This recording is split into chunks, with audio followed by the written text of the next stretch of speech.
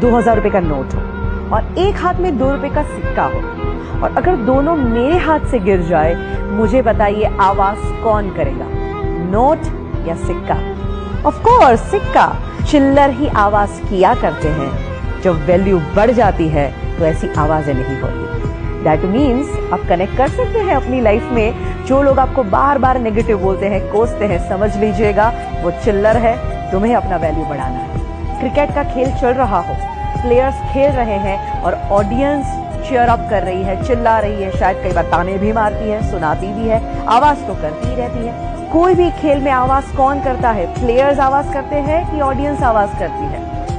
Of course audience आवाज करती है। दैट मीन्स अगर आपकी जिंदगी में बहुत लोग आवाज करने लगे तो समझ लीजिएगा आप सच्चे खिलाड़ी हो, और वो अभी भी ऑडियंस ही है। एंड जब आपके अंदर ये एटीट्यूड आ जाएगा ना, आपको कोई रोक ही नहीं सकता। तो आज मैं आपको यही कहना चाहती हूँ कि दिल की आवाज जरूर सुनो, एंड ऑफ कोर्स एक एटीट्यूड अपनाओ जिसे हम कहते हैं नेवर गिव अप। जिंदगी में हार मानो ही नहीं। कितने सारे लोग हैं जिन्होंने इस एटीट्यूड को अपनाया और अपनी लाइफ को चेंज कर दिया। सबसे बड़ा एग्जाम्पल है अब्राहम लिंकन। दोस्तों, उनकी जिंदगी से इतना इंस्पिरेशन मिलता है कि जो बंदा गरीबी में जन्म लेता है, इतनी तकलीफें भुगतता है, इतनी हद तक वो डिप्रेशन में चले गए थे कि कुछ समय तो उनके जीवन का ऐसा बीता कि अगर कहीं चाकू छुरियां हैं तो वो वहां से चले जाते थे, क्योंकि उनको ये डर था कि कभी मैं वो चाकू उठा के अपने आप को मार न दूं। इस टाइप के डिप्रेशन में चले गए। उसके बाद बिजनेस में फेलियर के बाद जब वो पॉलिटिक्स में आए, वहां पे भी क्या हुआ? Continuously failures.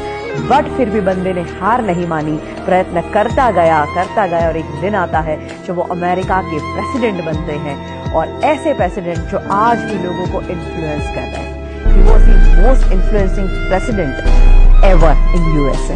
ही नेवर गिव अप। तो आप क्यों गिव अप करते हैं? हमारे ex president doctor APJ Abdul Kalam, उनकी जिंदगी में से भी बहुत कुछ सीखने जैसी बातें हैं। वो पायलट बनना चाहते थे और वो इंटरव्यू देने के लिए गए थे, और जब रिजल्ट आता है 9 लोग थे, 8 लोग सिलेक्ट हो जाते हैं और वो अकेले बंदे थे जो रिजेक्ट हो जाते हैं। इतना दुख होता है और उदास होकर वो एक कोने में चले जाते हैं और बैठे हैं, और वहीं से एक इंसान गुजरते हैं और वो उनको चेहरे से ही देख के कहते हैं कि बेटा तू क्यों इतना उदास है?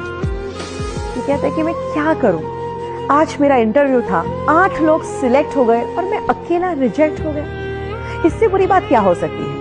तो संत बड़े प्यार से कहते कि बेटा शायद तू अभी समझ नहीं पा रहा है, और शायद हो सकता है ऊपर वाला तुझे उससे भी बेहतरीन कुछ देना चाहता है।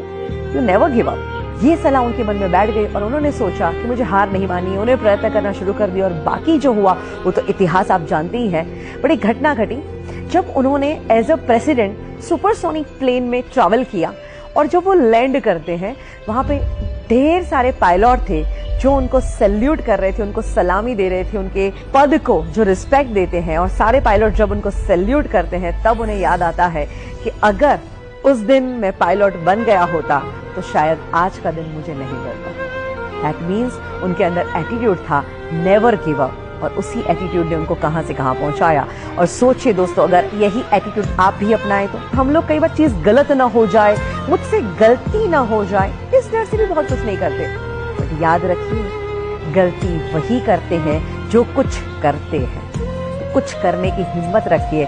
मेरे पास जब लोग सीखने को आते हैं, हम अपने सेमिनार लेते हैं, वर्कशॉप कंडक्ट करते हैं, और यही एटीट्यूड जब हम लोगों के अंदर जगाते हैं, हमने देखा है इतना ट्रांसफॉर्मेशन आता है।